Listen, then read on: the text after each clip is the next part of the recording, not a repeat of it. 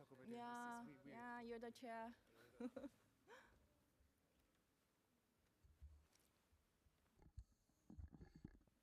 Hi, everybody. Let me take this off. How are you doing? I think we are about to get started. So if you haven't taken a seat, feel free to take a seat. This is a session of the mental health chatbots and the conversational agents. Just make sure that you're in the right session, or you can invite your friends to your sessions. So I think we're going to get started. Hi, everybody. My name is Orson. I'm an assistant professor from Columbia University. It's my great pleasure to chair these sessions where we have 6 fantastic papers on the topic of the chatbot and conversational agents for the mental health applications. So without any further ado, we're going to introduce the first paper about the persuasive AI agent for aging in place. So take it away from here, Bo. Yeah, thank you. Hi, everyone. Thank you for being here. Listen to the voice from Singapore. I'm Bo from the research team of Nanyang Technological University, Singapore. Today, we are very happy to share our paper. It seems to understand my heart, an empirical study of persona-driven persuasive AI agent for aging in place in Singapore.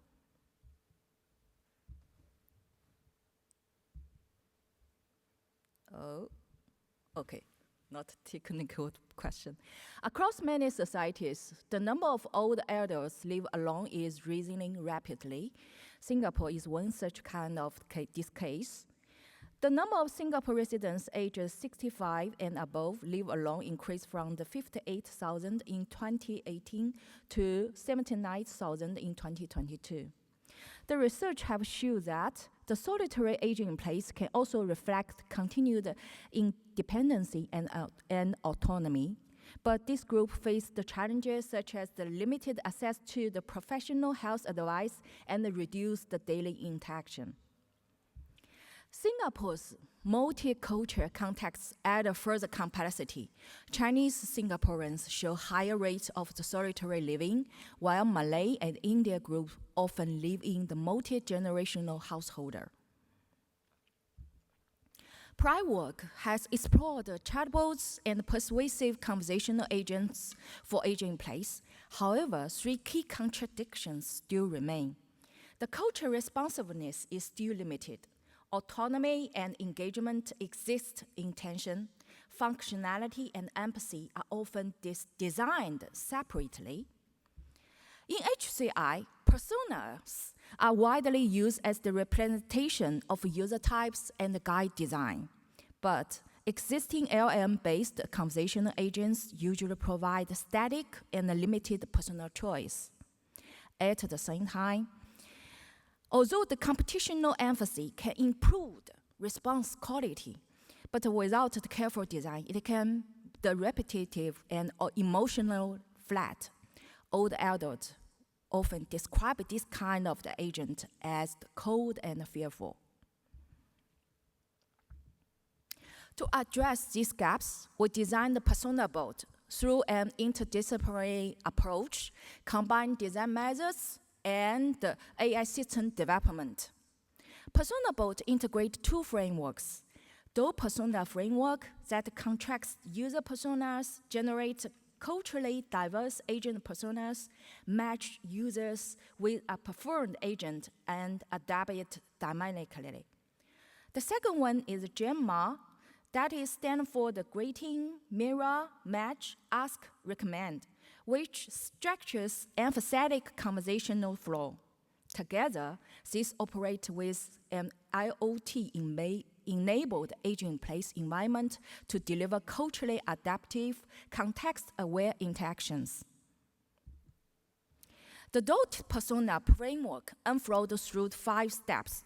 First, we conduct user personas through the semi-structured interviews based on Haber and empathy maps.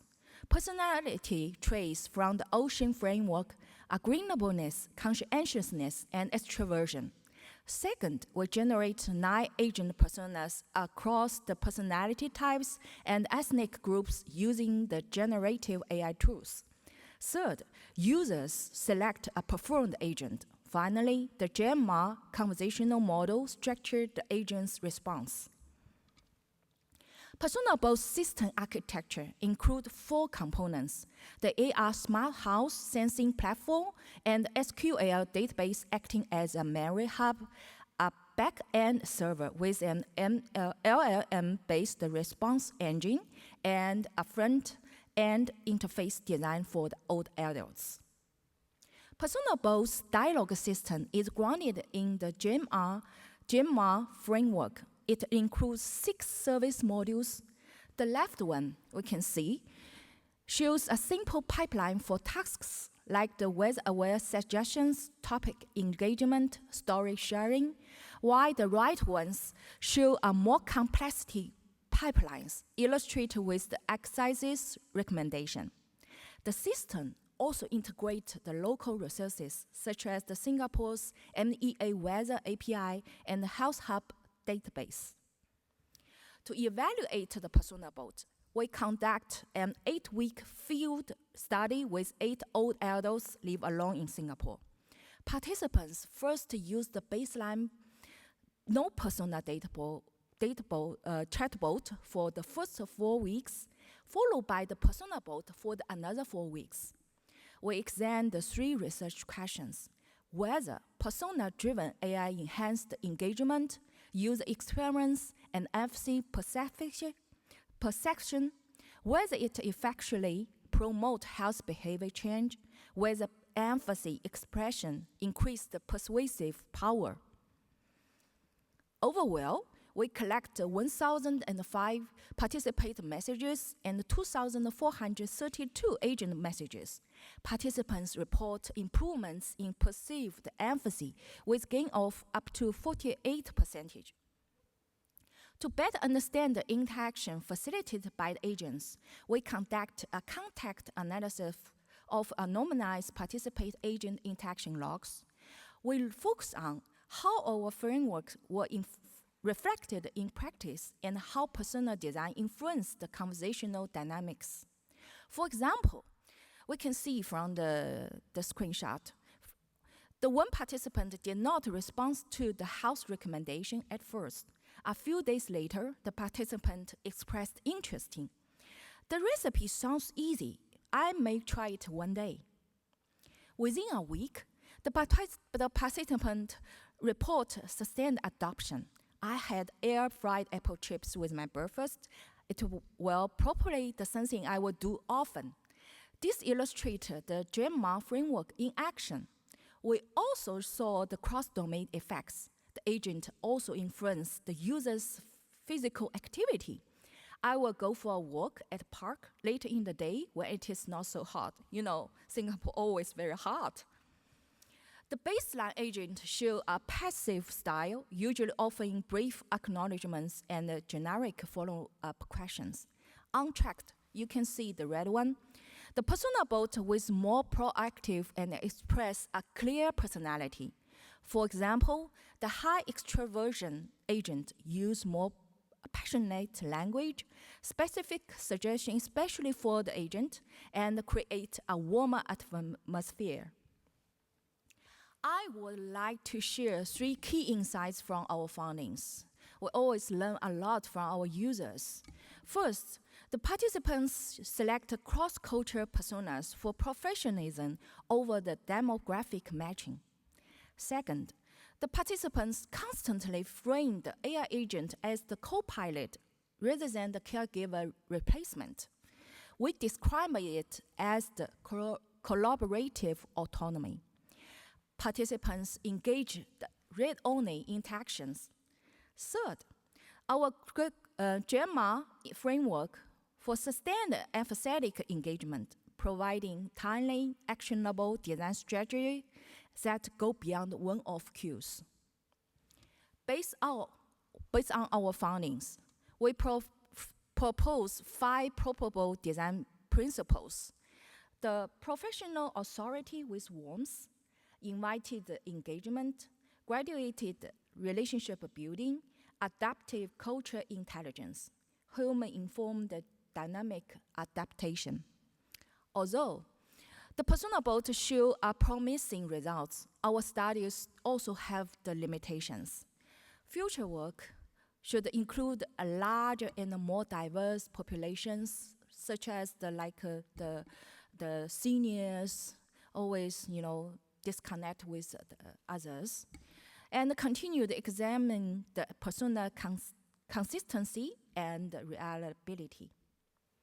Thank you so much, and welcome any questions. I would like to invite my co-author, Ziwei, come together with me to answer the question. Thank you.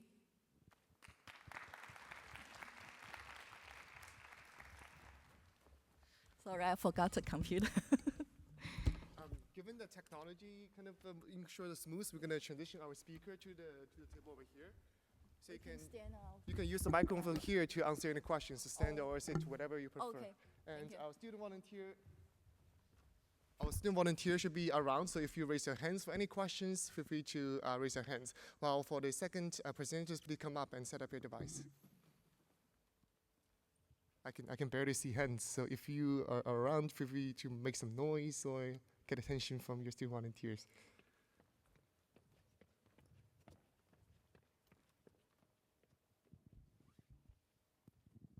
Hi, thank you for an inspiring talk. My name is Lene Nielsen. I'm from the IT University of Copenhagen. I'm here. I can stand up so you can see me. I'm just curious about the personas you provided, because in the little snippets you showed, it seems like they are more like expert personas, or how are they related to the older adults? Are they older adults as well, or how would you describe the 9 persona profiles? Okay, I can use that. So basically, I need to clarify 2 persona, because we mentioned the DOPE persona. The first persona is the user, the seniors persona. We use the investigation way to face-to-face to meet with them and ask them the question about their lifestyle and their hobbies, something like that. Then we set up the 3 user personas, and that is clarified very popular characters in Singapore. Then another one is the 9 persona, is the agent persona that we set up in our system. Ziwei, could you describe the 9 persona of the agent persona? Okay, so for agent persona in the design, there are 2 parts. So it's a chatbot, but it sometimes also comes with images, like the agent is doing exercise, because we want to use images to actually interact with the seniors more and make they feel that they are like real life agents.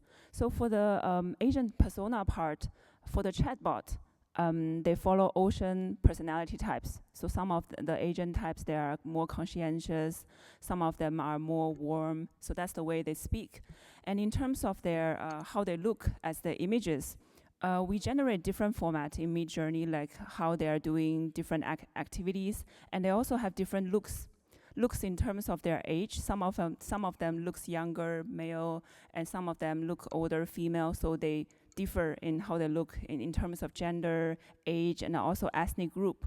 Because in Singapore, the most represented ethnic group are Chinese, Malay, and also Indian. So we generate images for Malay, Chinese, and Indian agents. Hope that answered the question. All right, I'm afraid that we're running out of time, so probably it's time to move on. And thanks our speaker again for the great talks. Thank you. All right, so our second talk is from Yitian Yang from NYU on the topic of the formative alignment, agent alignment for the agent search. So come on.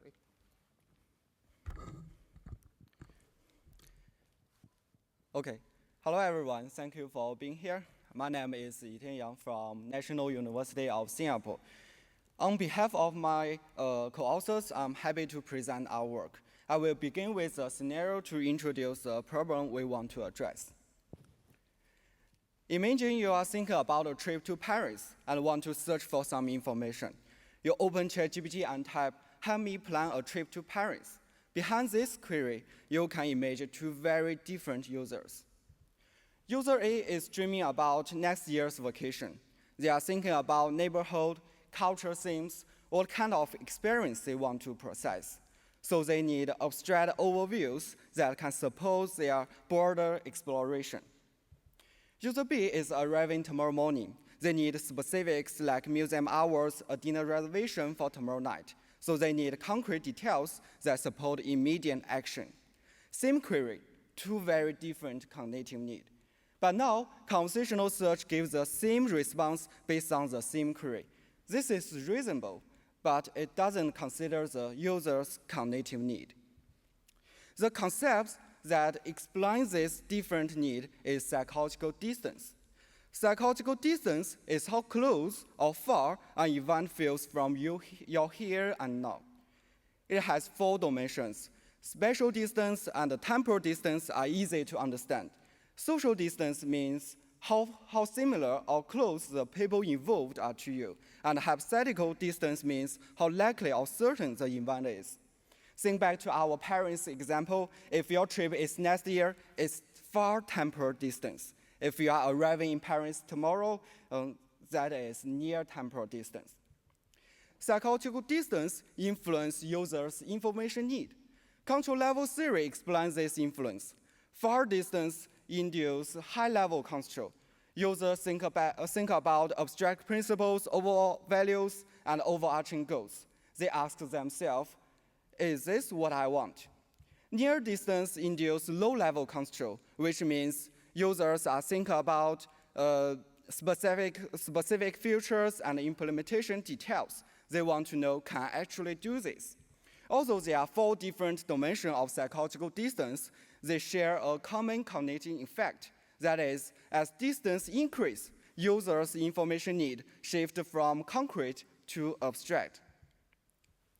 Now, large language model-powered systems can flexibly control their output format. They can provide general summarize or specific details. We can describe this format with information granularity. Abstract format versus concrete format. From control level theory, we already know that user psychological distance affects their information need. Conversational search response with different granularity should match users at different psychological distance. This match should lead to better user experience. Therefore, our first question is, how does a match or mismatch between information format and user psychological distance affect their outcomes? Sometimes, large language model-powered systems also combine multiple media types. A common response format is text only or text with image. But we do not know when image should be added to text or at what level of abstraction. For example, a map is an abstract image, while a photo of a landmark is more concrete. So our second question is, how do different combinations of media types and information granularity influence user outcomes in conversational search? To answer these questions, we conducted a between-subject experiment with 464 participants. We used the travel plan as an experimental task because travel naturally involves multiple psychological distance dimensions. Our previous work tested all 4 dimensions and confirmed they share a common cognitive effect. So we focus on the 2 most important dimensions in this study. These are spatial and temporal distance. Combining granularity and media type, we designed 4 information formats: abstract text, concrete text, abstract image and text, concrete image and text. This produced our 16 experimental groups. Each participant had a single-turn interaction with conversational search. They received a response in their assigned format. Then they reported their perceptions and preference in a post-survey. For our first research question, our results show that format distance alignment significantly improves user perceptions and intention to use. First, we observed a symmetric pattern. As you can see in this figure, the highlighted area marks the 2 matched conditions. Participants in matched condition scored significantly higher across all 4 measures. These are perceived ease of use, usefulness, enjoyment, and information credibility. We also found asymmetric pattern in two variables. First, users' decision confidence was more sensitive to receiving concrete information on the near distance. This makes sense because imagine you need stock advice right now. Actionable recommendations significantly increase your confidence. Second, perceived risk increase significantly only when conversational search provide abstract information on the near distance. In that same stock example, if you only get a general overview instead of specific picks, you may perceive higher risk. Why can match format to control level improve user experience? This can be explained by processing fluency theory. When information aligns with a person's cognitive state, it feels easier to process. This generates positive effect, increases confidence, and improves evaluative judgment. An interesting finding is that users reported higher cognitive load under the concrete format, but near-distance users still reported higher perceptions like ease of use. In other words, higher cognitive load under match condition lead to positive outcome. This tells us that conversational search design should not aim to minimize cognitive load. Instead, we should distinguish between extraneous load and genuine load. Extraneous load is wasteful mental effort caused by poor design, but genuine load can help users produce better outcomes.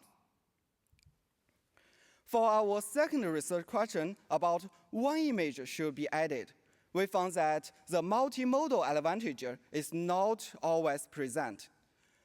When concrete landmarks photos were paired with detailed text, users reported better perceptions and preference. This is because the image supported what the text described. But when abstract maps were paired with abstract text, the multimodal advantage disappeared. This is because abstract image and abstract text compete for cognitive resource rather than supporting each other. Our work makes three theoretical contributions. We establish format distance alignment as a new design dimension. We show that cognitive load can be productive, and we found that granularity influences multimodal effectiveness. This insight leads to three design guidelines. First, conversational search systems should detect users' psychological distance from their input, then match the response granularity based on their psychological distance. This is different from personalization. Personalization requires user profile or chat history. It suffers from privacy and cold start problem. Format distance alignment only needs the immediate context to improve user experience. Second, conversational search system should not always minimize cognitive load. Under format distance alignment, system can guide users positively. This helps further reduce the potential negative effect of a higher cognitive load. Third, decide information abstraction level first, then choose whether to add image. If the information is detailed, concrete image that extend or support the text will improve user experience. To conclude, we believe conversational AI systems should adapt not only to what users ask, but to how they are thinking. Format distance alignment offers a principled way to do this. That's all for my presentation. If you are interested in our work, please scan this QR code to read the full paper. Thank you. I'm happy to take your questions.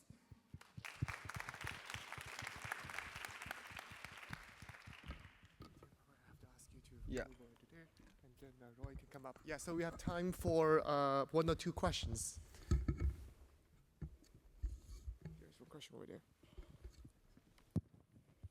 Hello, thank you for your presentation. I just wanted to get a clarification for in what circumstance might a abstract answer, like as you've said with low granularity, might be helpful for the user? Because now when I imagine like if they're actually trying to plan a trip for Paris, aren't they eventually going to need a concrete plan? Thank you. Yes, I think it's all depend on the psychological distance, because psychological distance is always there even when users are not aware of it. This this means format distance alignment apply for any task when psychological distance can be perceived. I can make more example. For example, if you search for a definition just to understand a concept, it is a far distance task, and we prove that in this time, conversational search should provide an overall test. But if you search for the definition to prepare for TOEIC exam, it is become a near distance task. In this case, conversational search should provide concrete image and concrete text. User will perceive the more usefulness and increase their decision confidence. Yeah, I can answer your questions. Yeah, thank you. All right, given the time we will have to move on. Let's thank our speaker again for the great presentations. Next, we have Roy Sayers from Google talking about an interesting paper on the context seeking in the agents. Thank you very much. My name is Rory Sayers. I'm very pleased to be presenting to you all here today on behalf of all of my colleagues. The title of this talk is Towards Better Health Conversations, the Benefits of Context Seeking. This paper reflects a large collaboration across a cross-functional group at Google. I'd like to thank each of my colleagues for their contributions to the paper. So I'm sure Gen AI is on all of our minds at this CHI and in general across the world. It's having many different impacts. And what I'd like to argue is one of the most profound impacts right now in 2026 is I think it's going to have a really strong impact on our own mental models of how we find information. So for a couple of decades now, we've had sort of a status quo of this mental model I'll describe as search and refine. This is the idea that if you have a need, you'll use keywords to find it. You'll have some mental modeling in your head of what you think an algorithm will give you. So imagine, for those of us who travel to CHI, you go home and you're feeling something like a lump in your throat, you're coughing, you might type dry cough. This is like a one-shot query often, meaning you hope to get what you get on a result page. Historically, that might be specific trusted sources that you go through and digest individually. More recently, we have things like these AI overviews that will give you a summary. They're sort of optimized to be sort of comprehensive and maybe a little bit generic. Now, a newer mental model is being exemplified in many ways, including by these chatbots, such as Gemini or ChatGPT or Claude, where you're talking to an agent. It has more of an expectation of natural language. You might phrase your questions in natural language, maybe even through voice, and you sort of expect the responses to also be framed that way. There's going to be back and forth, and the individual messages may be shorter, although they may look like sort of these very long summaries as well. One of the things I want to argue here, one of the key ideas of this talk is really that we don't have a good way to say this was a good conversation or this was not a good conversation. We really lack an effective understanding of the quality of multi-turn interactions, not just in general, but in terms of developing a framework. And I think this is going to be important across the board, but it's especially important in health where there's such high risk and high reward needs that people have. So, going back to this idea that you have a dry cough, you want to know if you type dry cough in this older cognitive mode, you'd be doing what many millions of people have done. That is not a unique query, so there's the Google trend shown over time. And I invite you all to think about the different cases of people who type the same words, just like our previous talks have also hit on this. Imagine that spike about 6 years ago when many people were typing this, but their circumstances were quite different. Underneath each individual query, there is a buried amount of hidden context that's specific to that person's goals and their particular biological state. If they have a cough, what is causing the cough? This particular quote comes from someone who traveled to London, was having a dry cough, and they shared some of the details about what was bothering them and what they wanted to know. But even beyond this, there's still more that might be needed, and they wouldn't know what to share to get the right answer. So we propose as a solution this notion of a wayfinding AI. What is a wayfinding AI? It's the idea that there is actually a space of information you're navigating, and you don't necessarily need to have domain knowledge about what is in that space. And health is an example where we all may need some more knowledge about what's out there. So if you have something like a cough, or you're not sleeping well, you may have some goal. You may have broader goals in terms of, I want to sleep better, and also, hey, maybe members of my family have anemia. Could this be that? Could it be something I've been doing? Existing tools like online documents can give you some sense of what's out there, but they really reflect the aggregate patterns of what many people have done before with similar queries. Their exact needs and states don't necessarily reflect your own, and so if you follow them, they may not lead you to your own goal. And this, I think, is part of what the notion of something like Dr. Google, where you go down a rabbit hole is you're following these local paths, but not looking at the larger picture. So if you have domain knowledge, you might ask more targeted questions, have subtasks like, hey, is it something I ate or drank? Could it be something like anemia? It could also be something like you're not aware of, like you might not be aware of sleep apnea might be a cause of something like this. So a wayfinding AI in general is an AI that has been aligned to help guide you through these subtasks to get to larger goals. It includes elements of both zooming in to get needed context for a specific need, but also to zooming out to understand the broader goals. And it does this first and foremost by learning to ask relevant, clarifying questions. And so it might ask, like, what did you eat last night? Has anyone told you that you snore while you're breathing? That will help you get through all of these intermediate goals. So our paper describes 5 studies on different forms of wayfinding AI prototypes that we have been developing. The first 3 are qualitative, involving interviews with people as they use the AIs. The other 2 are larger scale remote studies where we try to quantitatively measure the effects of the wayfinding AIs we were developing. I'll show a very brief prototype of this if the video works. Let's see. Okay, so here I'm typing a question I had. And in this one prototype we use in studies 3 and 4, we call it a 2-column design because the answers show up in the right. And underneath the prompt that I gave, it asks follow-up questions that it can answer or not. This was one of the designs we tested. And the reason for this was we noticed for many questions, there's a tension between context seeking on one column where you ask questions and answering, which some people desire, which you get on the right hand. So as you revise, you iteratively refine that answer, and you can go back and forth and see newer versions of the answer based on the information so far. We compared this to a baseline AI, in this case a version of Gemini 2.5, off of which we had developed our wayfinding AI. So to briefly summarize some of the rich insights from our first 3 qualitative studies, we saw a lot of things, including first and foremost, like we think there's really a value in asking the right question. It helps people feel heard. One of the risks in moving towards a more automated place where things are done by AI is you lose that idea that you are heard and witnessed. And so some of the feedback was, you know, I like that it's asking questions. I'm not always asked this. In one of our studies, we actually had a version that would delay up to 4 turns before it gave you an answer, just asking questions. And 8 out of the 10 participants who used that preferred it over a different wayfinding AI that immediately gave you an answer. As I mentioned before, we also saw this tension between context seeking and long comprehensiveness. There's a tendency with some AIs to develop very long formatted answers. People like the formatting, but then they satisfice. They scan through to one part, and they would sometimes miss the context seeking, and they sometimes go for the easiest, most direct task rather than thinking about their broader goals. So for both that 2-column UI and another 1-column UI we tested out, we ran this larger quantitative study, which was within subjects design. So we had participants in a US-based panel use this on their own health questions, and they'd use both AIs, give us feedback on each of those experiences, and then finally directly compare the 2. They could also optionally upload their conversations, which gave us a lot of detailed information about what they talked about. And we randomized, so sometimes you start with the baseline AI, sometimes the wayfinding AI, depending on the participant. Overall, we saw a preference for the wayfinding AI along many of the axes we evaluated, including the overall helpfulness of the AI, the perceived relevance of questions that it did ask, whether those answers felt tailored to the person's circumstances, and its ability to help them understand broader goals. The last bar there on future search was also when we asked, like, between these 2 blinded AIs you used, which would you prefer for another search?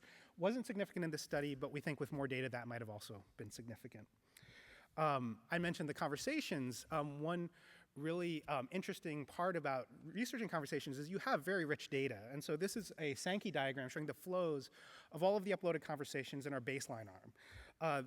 We color-coded just the user turns, and the green is just their initial question that they had for the AI. And then the other color codes represent other subsequent turns. Red means that they stopped, so some percentage of people would just do one turn and then be done. But most people had multiple interactions up to about 14, 15 turns.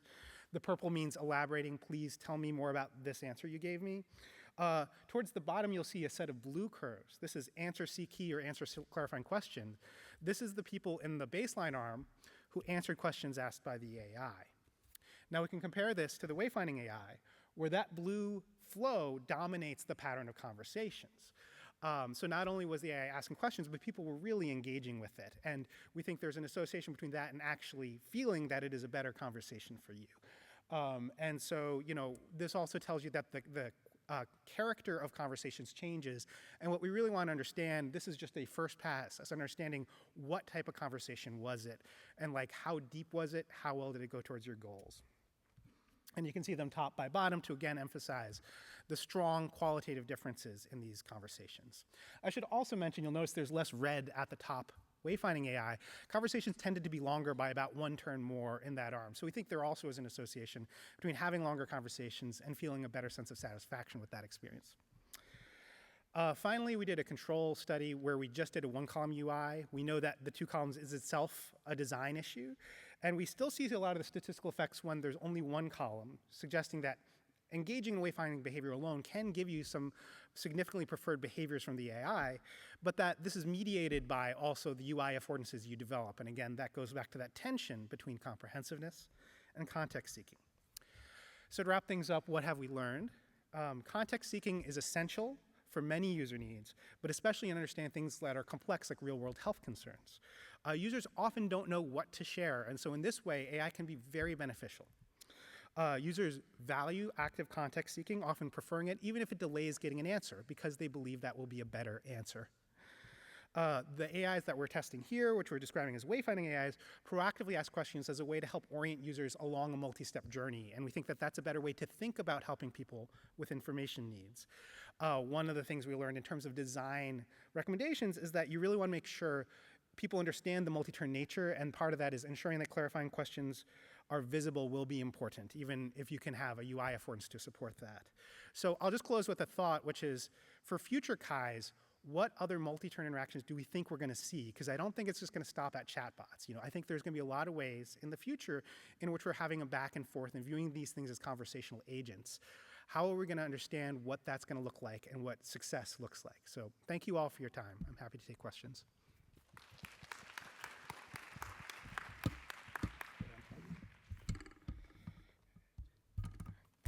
Thanks for the great talk. And then as we move on, the number 4 presenters, yes, feel free to come up.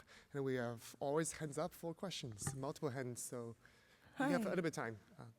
Oh, thank you so much for the great talk. I had a question on whether or not you saw any observations on how many clarifying questions did we get to a good sweet spot? Is there a point where there are too many clarifying questions and the quality of the answer actually diminishes and the user feels like it wasn't relevant? Thanks so much. Yeah, so the question was about clarifying questions. How many are too many? You may have noticed in those little demos, they tended to ask 3 clarifying questions. And there was some iterative testing there. I know often that's considered double-barreled questions, not preferable, and we got some feedback to that effect. I would say it's not a solved problem. Less is more. 3 is probably on the very high end. We did see people who actually like to give 3 answers in order. They go 1, this, 2, this. It tended to be better if it was a zooming in question where it's like, I have a cause of symptoms I want to understand, so I can zoom in. When it became more about goals or bigger picture zooming out, usually 1 question was better, but I will call that a very qualitative finding. I think we have time for one more question properly, so yes. Thank you. Very exciting, presentation, and also learn a lot from the Google research project.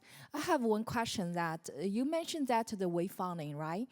But basically, if we back to the wayfinding way in the universe design, that I just a question that talk about the symptom that the seniors may be difficult to describe it clearly. Maybe they feel everywhere is painful. So how can you, your team, to figure out which one is the fake symptom or which one is they really care about that? This is one question.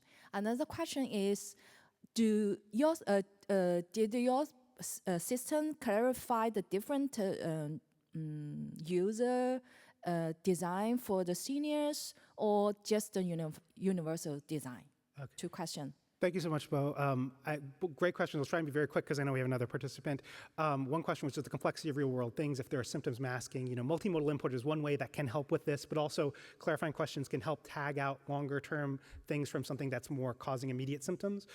In terms of whether this was designed for older populations, that's a great future area. I think this is where a lot of the need is. We tried to recruit our study so that it had good representation of older participants, but we otherwise didn't affect the design specifically for those older populations. So I think that's a great future direction. Thank you. Yeah, maybe talk later. Yes, let's thank the presenter again for the great conversations. And next, our first presentations is presented by Tita Sacchetti and Danielle Luttridge on the topic of the therapeutic XR. Take away from Hi everyone, I'm Tita Sacchetti, and today I'm presenting with my co-author, Danielle Luttridge. So what we're really interested in today is emotional discomfort and emotional harm, and we'll explain what we mean by emotion tech and how we came up with this term throughout our presentation. So what I want to start with is Ari. He's 9 years old, and he's about to go into surgery. Ooh. Just 1 second. Yes. Amazing, great, this is Ari. So he's 9, he's about to go into surgery, and like many children in hospitals around the world today, he's given a VR experience.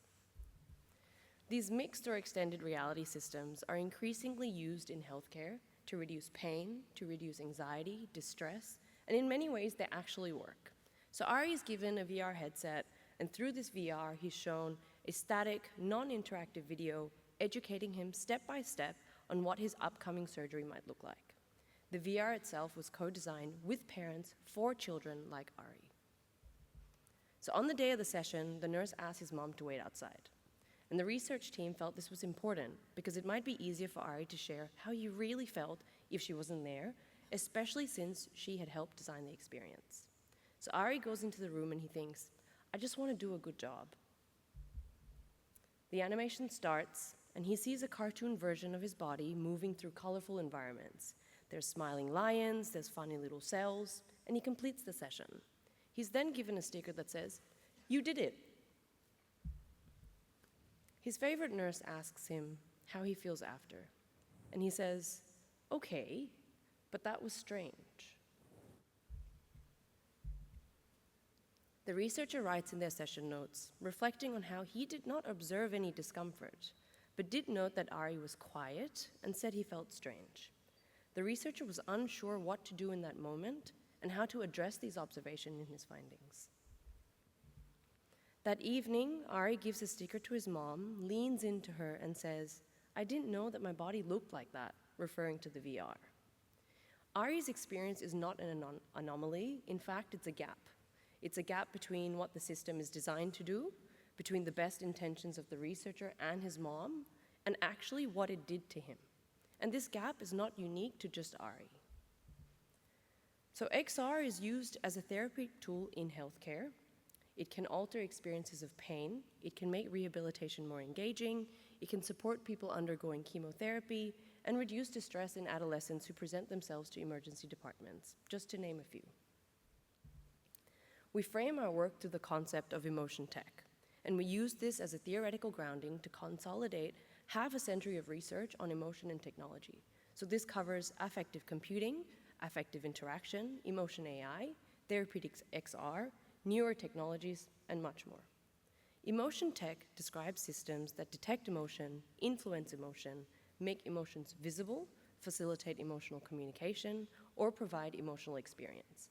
And without this shared framing, these risk being studied in isolation. So therapeutic XR is our entry point to this, but the questions that we raise apply throughout this entire class of systems. Before we continue, I also want to ground us in what we mean by emotional harm. So we did a lot of research, we read and found that legal systems privilege injuries that can be objectively observed and quantified while discounting emotional harm because it relies on subjective self-reporting. And in emotion tech, we define emotional harm as the subjective psychosocial impacts of lived experiences. This ranges from subtle unease to more pronounced states of distress, anxiety, fear, alienation, and loss of agency. And discomfort is not always harm, but unrecognized discomfort can become it, and that's what this study set out to understand. To investigate this, we worked with researchers and designers who spent years inside these systems, and these were not our participants. Instead, they were our contributors and co-authors. We had a total of 9 reflectors across 12 therapeutic XR cases involving pediatrics, aged care, oncology, rehabilitation, and palliative care projects. We conducted semi-structured interviews, inviting reflectors to recall specific moments when emotional responses emerged during their research, and followed this with 2 generative workshops. Throughout, we asked 2 questions. What concerns do designers and researchers have about emotional harm, and how do we address these? So we identified 4 concerns. Concern number 1 is how to talk about emotion. Reflectors reported a lack of tools and language to capture subtle and negative emotional responses, especially in situ. Emoji scales, psychometric tools, they failed to capture what actually happened. One reflector told us that finding the language requires a lot of pre-work, otherwise we're probably measuring different things. There's also the problem of novelty, because the excitement around XR means that users mask discomfort just to continue. The second concern is when to talk about emotion. Emotional readiness before sessions is often assumed rather than supported, and emotional continuity after session rarely occurs. So without preparation or follow-up, users may hide distress or process discomfort alone. As one reflector said, just because someone fits into a group doesn't mean they're in a good headspace or physically strong enough during the day. Our third concern is about whose emotions are centered. Users' feelings were overshadowed by politeness and gratitude to researcher priorities. Give you an example, in aged care, participants were so grateful that researchers were there that it actually shaped how they reported their experience. And the same pattern appeared with children. They give you what you want rather than what they actually feel. Our fourth concern is which emotions are valued. There is a tendency to privilege positive emotions. One reflector warned that they were really concerned with this kind of toxic positivity that doesn't give us a proper safe space. And another reflector reminded us that it's not actually bad if someone has a reaction that you don't expect. Like, it's not a bad research outcome. So we know emotional discomfort exists. And the problem is not that we lack the tools, because we have the taxonomies, the sliders, the scales, and the stickers. But what we need to do is move away from treating emotion as a fixed category and understand it as something that is situated and relational. For Ari, it felt strange. For his mom, that may have been concerning. And for the researcher, yes, there was a note about strangeness, but it mostly looked like success. So designing emotion tech should then be about creating space to recognize, to interpret, and to respond to what otherwise might go unnoticed. So what do we do with this? We propose 3 things. These are not technical fixes, but instead they're shifts in how we think about responsibility. So first, we need to legitimize discomfort as design evidence. Many tools exist to assess emotional experience, but these remain oriented to what's measurable.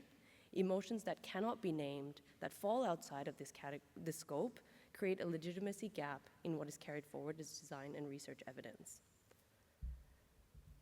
Second, legitimizing knowers. So framing discomfort as irrelevant risks epistemic injustice, where users' testimonies are discredited not because they lack value, but because of biases about whose accounts are credible. Emotional harm and emotional discomfort emerges within a landscape of multiple knowers. We have users, caregivers, designers, researchers, and clinicians. So justice here depends on legitimizing all these perspectives as research knowledge. And our third implication is where 1 and 2 come together. The multi-perspective emotion tech vignettes, or our MET vignettes, are drawn from the reflections of our 9 co-authors. These vignettes are purposely open-ended as it invites interpretation and reframes problems from different perspectives. And we see 2 use cases for our vignettes. 1, before conducting a study, to make visible what discomfort might look like and to surface feelings like excitement. And 2, in training, to practice noticing and to practice responding. So, as one reflector put it, designers who are excited to have an intervention work imagine the best case scenario. These vignettes have this ambiguity and discomfort that makes sure you're prepared for that situation. So Ari's stories actually met vignette number 1, and it was drawn from real cases told in 3 different perspectives. So I'll now hand over to Danielle to wrap us up. Yeah, just to quickly amplify 3 insights that Tita shared. So first of all, emotion tech. Do we really need a new label? It was actually quite controversial. with co-authors as well as with our reviewers. Thank you, reviewers. But we did find it was quite important. We have these disparate communities, affective computing, industrial emotional design. We need to bring these communities together under a duty of care. If we're designing technology that shapes people's emotions, then we need to look for discomfort. It's not something that we always anticipate a priori. And so it's using these vignettes. Please go ahead and look at this QR code. Will help us prepare for this future of a lot of emotion tech in our lives.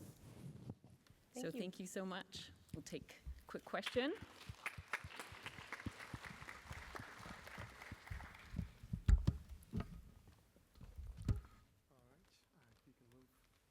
To take questions, and the number 5 presenters, feel free to come up to set up your laptop. And meanwhile, we have time for probably 2 or 3 questions. There's 2 hands up. Right there.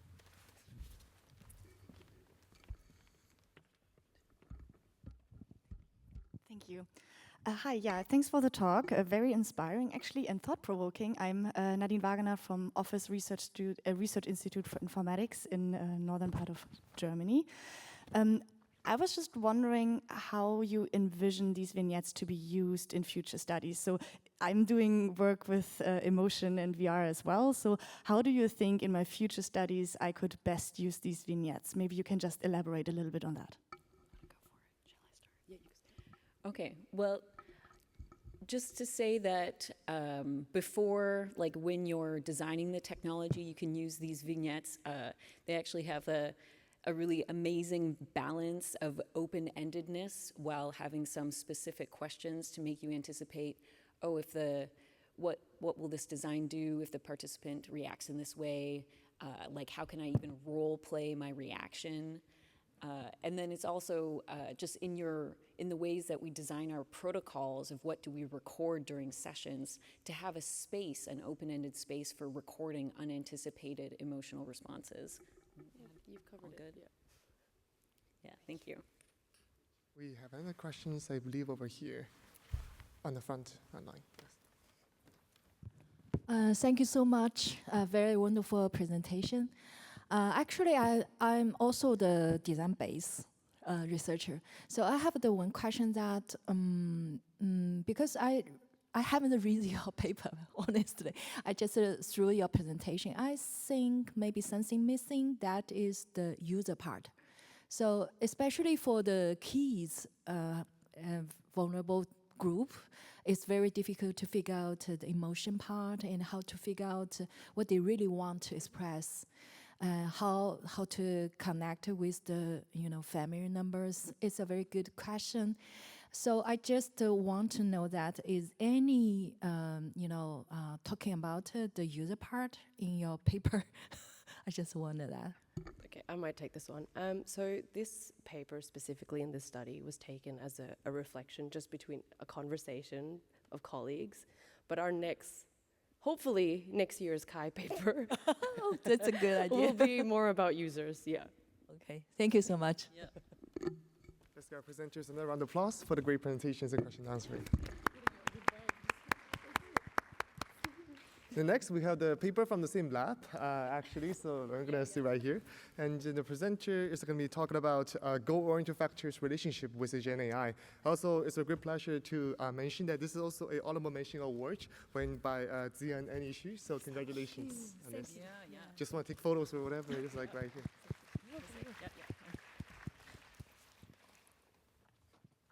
All right, good. All right, let's go for the presentations. Yeah, thank you. So I'll kick us off. Affective, still on this emotion theme, and goal-oriented factors of relationship formation in the Digital Therapeutic Alliance. So quite a mouthful. Let me start us off by breaking that down a little bit. So this concept, DTA, Digital Therapeutic Alliance, is based on the traditional therapeutic alliance, so between psychotherapists and clients in psychotherapy sessions. And this has actually been the Therapeutic Alliance, a focus of research for many decades, in part because it is quite powerful. And in fact, the Therapeutic Alliance predicts outcomes more like more than the therapeutic technique used in therapy. So the relationship is quite powerful. And the question that folks have been asking for approximately 7 years is, does the DTA exist with chatbots? So first of all, does it exist, and is it also predictive of outcomes? So I'll hand it over to Annie to reveal the answer to those questions. Thanks, my lovely Daniel. So before I start, I have a question for you. So think about the think about the AI chatbot you use mostly, like the Gemini or ChatGPT. If I need you use one word to describe the relationship between you and this chatbot, what would it be? It's like a tool, it's a friend, or a therapist, or a coach. Actually, those are not randomly words. Those are the labels our participants give to the mental health chatbots. These users often use multiple labels, and this changes over time.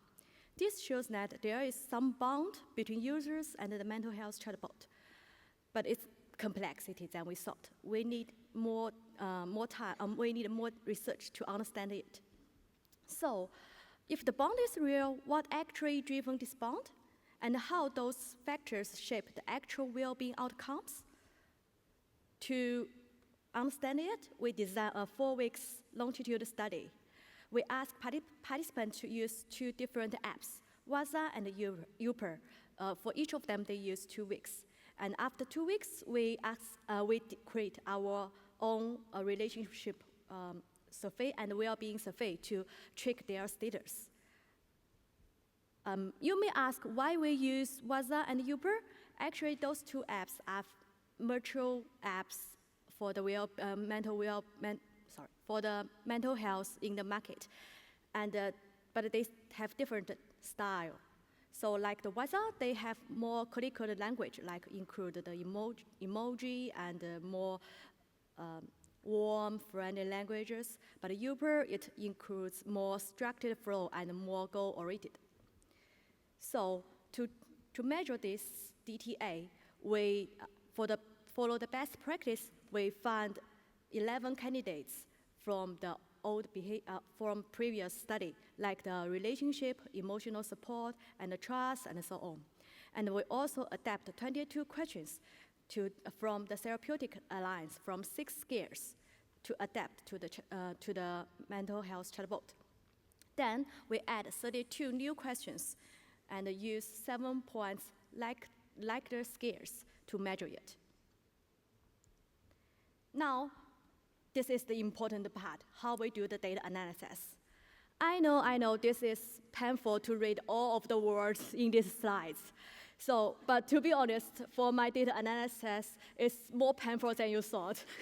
So don't worry, I'll make it simple, and then we can go through it together. So the first step we need to do is to make sure the order doesn't matter. Like somebody used the Waza first, and it didn't impact the feelings to use the Youper later. Luckily, the answer is no, so we got a big data set. So the next step, we do the health check. We want to make sure that we talk about the factors, we actually measure the different things. We use explore factor analysis and Combadge alpha to provide our dimensions were reliable and was not overlapping with each other. Finally, we do the regression. This gives us a clear answer. What is the factors to driven the relationship?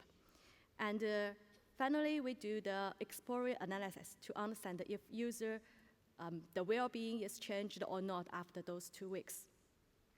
So after all of those data analysis, finally we got 7 candidates. These are the foundation for our next steps. So we look at those factors, how to talk to each other. Most are highly correlated, especially all the emotion dimensions. But the trust here is like outside here.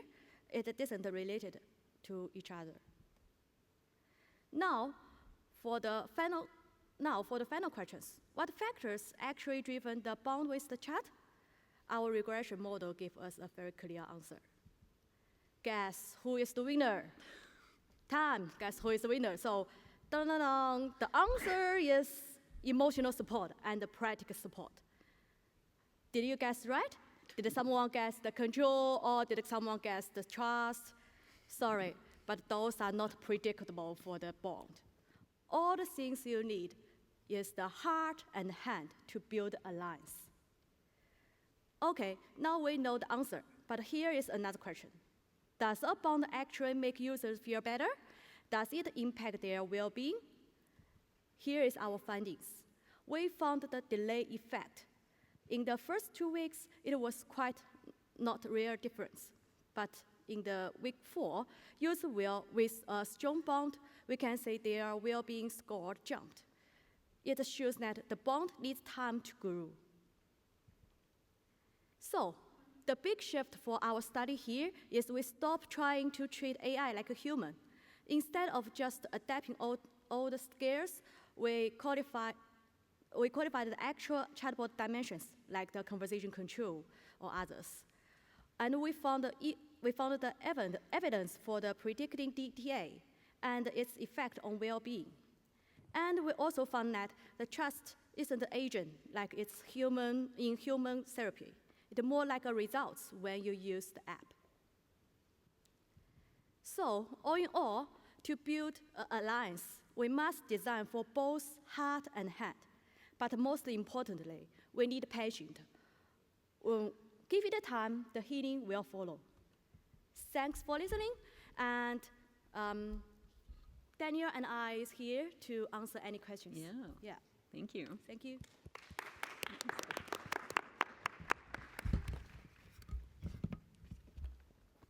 Thanks for the great talks. We have actually quite some time for questions. There's hands up on the front line. There are probably a couple of hands I can ask.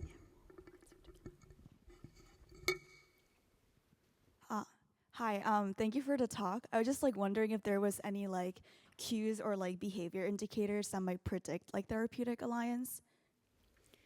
Sorry, there was. Can you repeat the question? Yeah, so during the chatbot, the conversation, I was wondering if there's any behavioral indicators of how they're interacting with the chatbot, or any cues that might predict whether there would be an alliance. Well, I would say that you're actually asking about our next study. Yes. Where we're, do you want to explain? Yeah. Yeah, actually there is a pattern, but I can't tell too much for now because it's a secret for our next study. I hope you can see the results in the next year. But Yeah. So we're analyzing the transcripts, and it's quite fascinating because it's the same chatbot sort of giving the same emotional support to all these different participants. Some of them uptake and some of them don't. And so it's seeing that, how that evolves over time, and the characteristics that kind of seem to be blocking is quite fascinating. So hopefully we'll have that analysis out soon. Yeah, I can spy a little bit. If you see somebody is talk too much and share a lot with the chatbot, you think this guy build a good relationship with the bot, but actually it's not. So waiting for the more analysis. Thank you. Yeah, hi, me again, Nadine Wagner from Office, over here. Again, great talk, very interesting research there. I was wondering about if you have any insights why this changes. So why is trust so important in a human-human therapeutic alliance, but why is it not important with an AI? What are the factors that actually make this change and shift towards this more emotion and heart and hand practicality there? Do you have maybe any insights there? Yeah. So just to paraphrase, the role of trust in the relationship, and why does it seem to play a larger role with therapeutic alliance compared to DTA? So there's a few things, people come with an expectation of trust in these platforms. of like, oh, am I in a safe space where there's no human who is going to judge me? Do I trust that this conversation is confidential, or do I think that maybe like I don't want to put my personal like intimate details into this platform, who I don't know, like, you know, where that data might be going or where it might be stored. So there's sort of these sort of pre-expectations that people kind of bring to the interaction. Do you want to go ahead and add to that? Yeah, I think Daniel already explained a lot for that. Like the trust is very tricky, and like use the quotes from the participants. Sometimes they really want to talk to the chatbot, otherwise talk to others, because the others maybe has some like they will think overthinking about others' thoughts about themselves, and we are overthinking like if they will share their things to another one. So, but they trust chatbot. They know it's like one-to-one conversation, and it will not share to others, like kind of things. Yeah, thank you. Yeah, thanks. I think we have one more questions, but at the same time, can the last presenters come up and set their laptop? All right. Thank you so much. I'll keep it short. So I wanted to ask why you define this relationship as a digital therapeutic alliance in this study, because to me, it feels like it's not that different from just like establishing a friendship or like an intimate relationship with the chatbot. If the chatbot's just there to provide emotional and practical support, it just seems like an everyday relationship could do it as well. So why is it called a DTA in this study? Thank you. Okay, cool, thank you. Yeah, so just to paraphrase, like why DTA instead of just a kind of more like generic, because clearly we can see implications for many relationship formation with a lot of the chatbots that are around us and we're using every day. So it comes like these are like mental health well-being chatbots that are based on like cognitive behavioral therapy and some therapeutic techniques, but also the fact that the TA, the Therapeutic Alliance, is so predictive of outcomes. It sort of gives this kind of like this intrigue of like, oh, is the bond, like, is it working in this powerful way to support mental health? Yeah. I guess. Thank you. Yeah, thank you. Thank you. All right, let's give another round of applause for the presenters for a great talk. And now we have our last presentations from Haiyan John, and talking about forming an introspection using the help of the agent. Take it from here.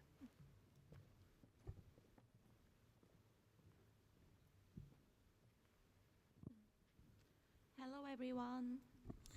I'm Haiyan John, a PhD student from Seoul National University.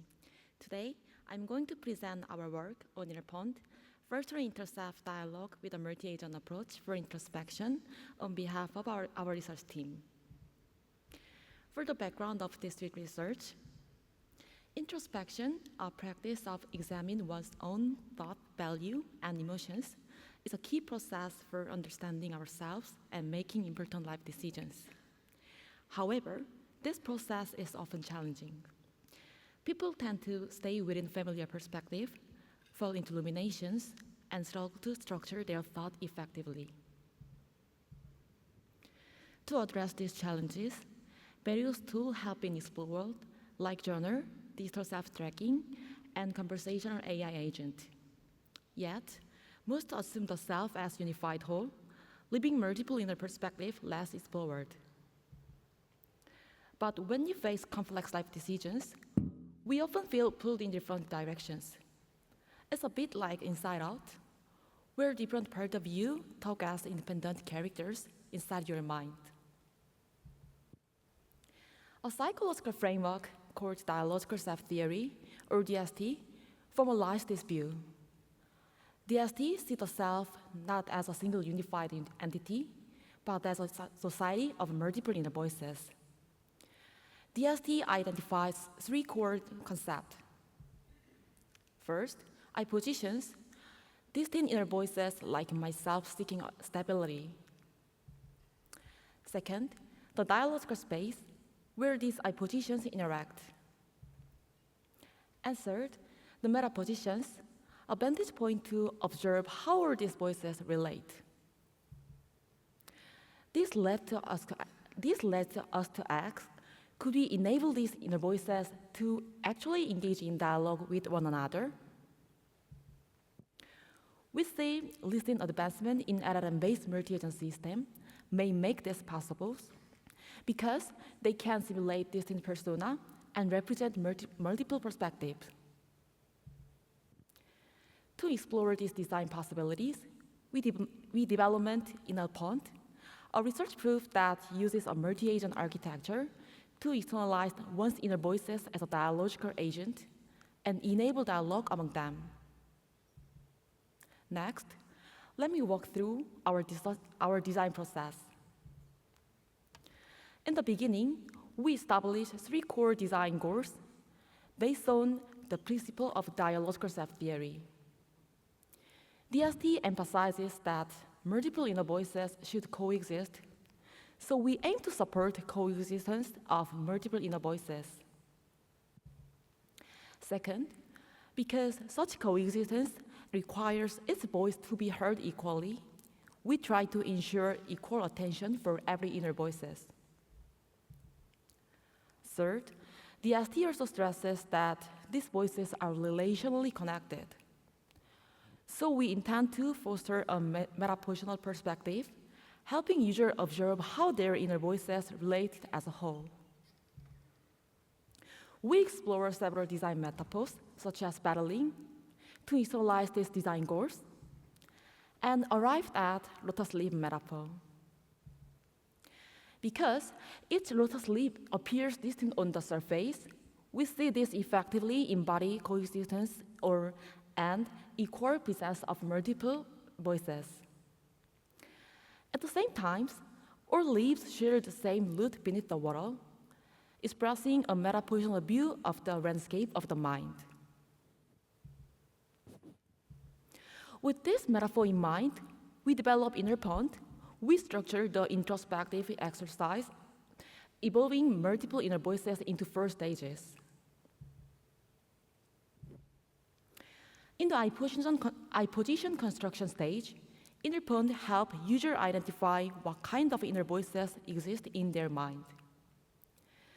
It takes in the user basic informations and conflicting thought about their career decisions. From these informations, InnerPond extracts around 10 I positions, now appearing as gray lotus leaf on the pond.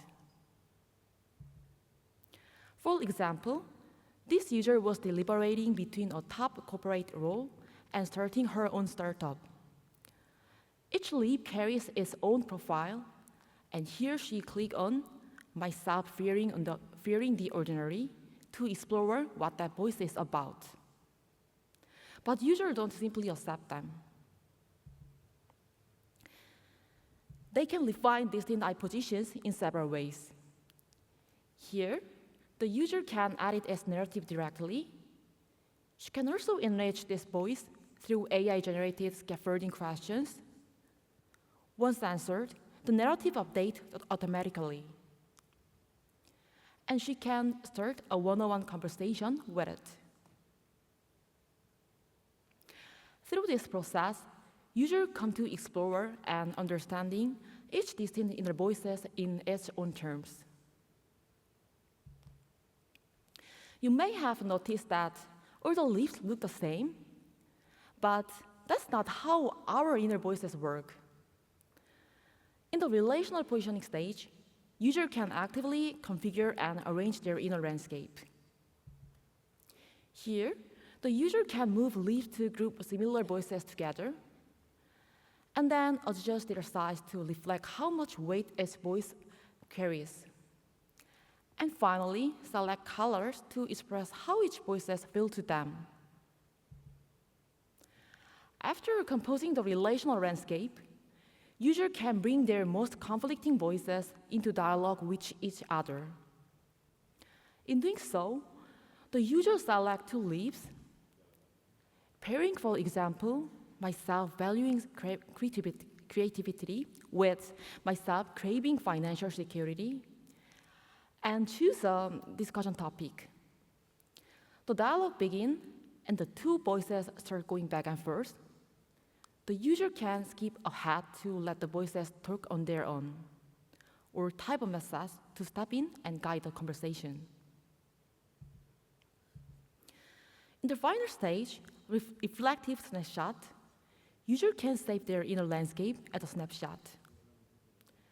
This preserves how their voices are configured at that moment, so they can revisit it later. To understand how people experience engage with their multiple inner selves, we ran the following user study. We conducted a qualitative study with 17 young adults who were actively deciding between two career paths. Career decisions naturally involving competing inner voices, making it a suitable context for our study. The study lasts 3 weeks, a pre-survey, an in-person session using Innerpond, and a follow-up interview 2 weeks later. Now let me share our findings. In stage 1, where users could create their eye positions, participants didn't just accept the AI-extracted voices. They actively co-create with their eye positions, transforming them into personalized inner selves, almost like characters in Inside Out. But even imperfect voices were productive. One participant didn't recognize my self-draining by socializing at first, but seeing it risk made her reconsider how socializing habit had affected her career thinking. In stage 2, where users compose their inner landscape, spatial arrangement helped participants work with their thought. Some went even further, giving the entire composition holistic meaning. One participant likened her to a crescendo in music, expressing her gradual growth. In stage 3, where users observe and mediate dialogue, participants watched their self converse and step in when they had a specific question or concern. They shared that seeing both sides helped them realize which direction really appealed to them. This dialogue also sparkled unexpected realizations.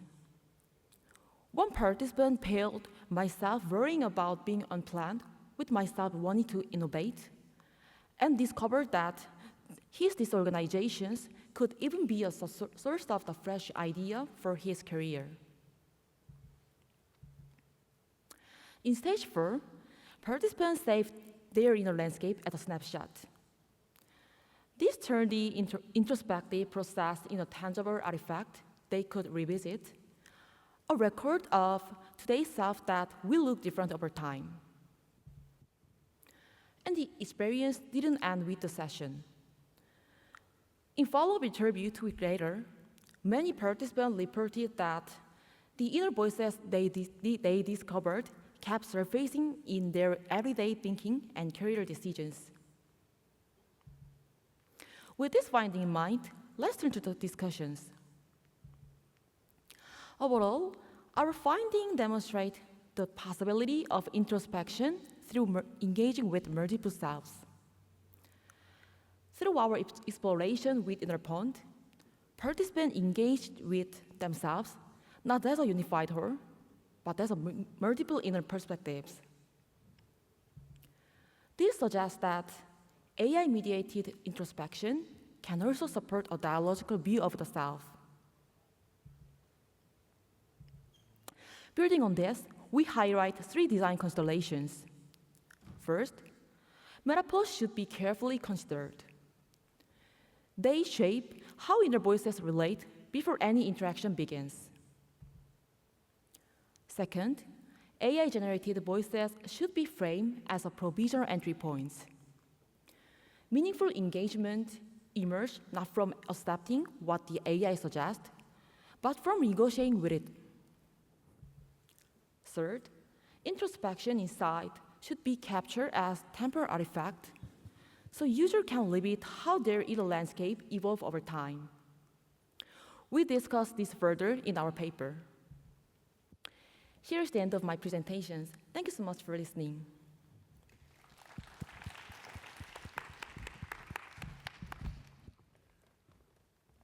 Thanks for the grand presentations. We have a couple minutes for the questions from the audience.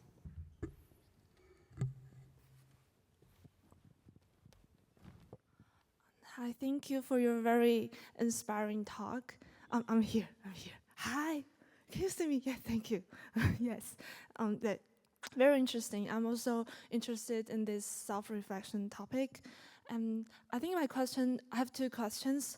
First is, you mentioned that you conduct a three-week study with the participants, and I'm kind of interested in how often do they experience the inner pound during this period of the study, and I'm kind of curious if their usage of the prototype kind of have some pattern in related to your results. And the second, I remember you mentioned rumination, which is like negative thinking loop in that might happen in self-reflection, but did you measure that in your study, like whether your prototype kind of alleviates that risks of rumination, or like any, did you measure that? Yeah, I'm kind of interested in that. Thank you. Thank you for your questions. First,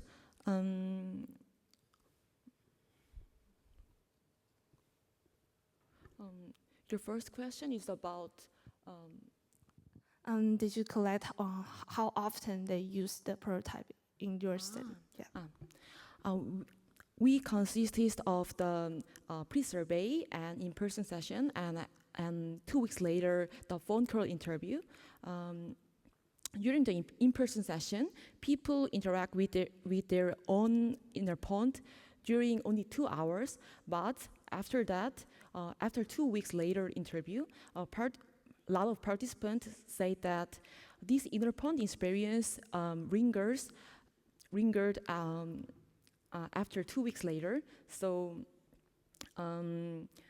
even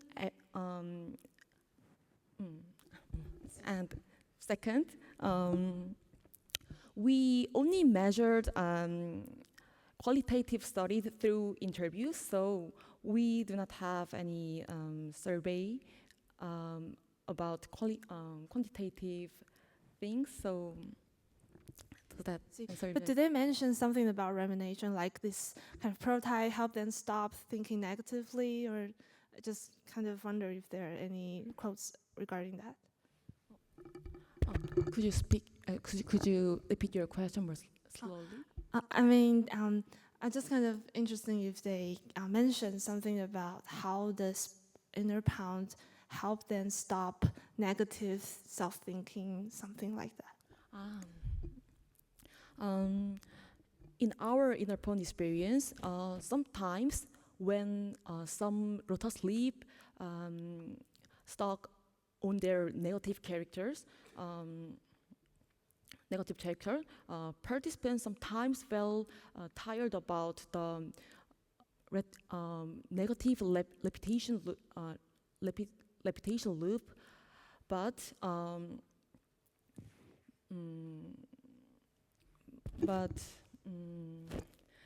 so in our paper we also addressed that discussion session about between adaptability and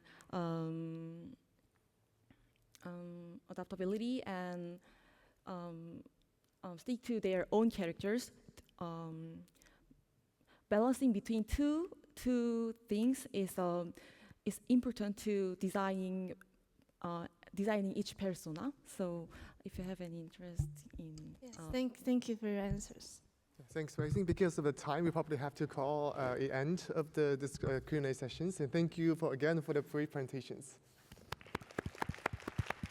And that also concludes our sessions with the 6th grade talks. Apparently, the field of the mental health chatbots and the conversation agents needs more research in the future. So looking forward to more discussions after sessions and more papers in the future CHI conferences. And thank you all for joining the sessions, and looking forward for you to see you later and enjoy the rest of the conference. Thanks.